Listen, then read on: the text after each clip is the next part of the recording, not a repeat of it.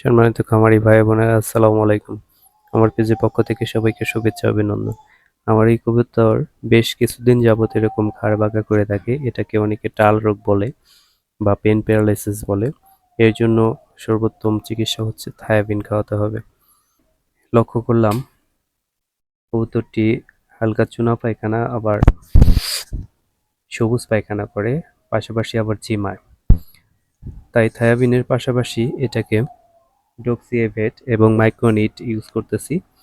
পাশাপাশি মনোলরিন ওষুধটি ইউজ করতেছি প্রতি ১ লিটার পানিতে ১ গ্রাম পরিমাণ।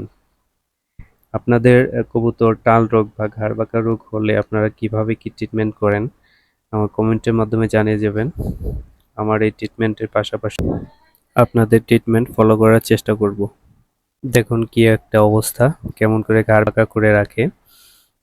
বাঁকা করতে করতে মনে হয় যেন পড়ে যায়, কিন্তু পরবর্তীতে আবার কিছুক্ষণের মধ্যে আবার সুস্থ স্বাভাবিক দেখা যায়। দেখো এখন একেবারেই সুস্থ মনে হচ্ছে। আপনাদের ধন্যবাদ সবাইকে পাশে থাকার জন্য।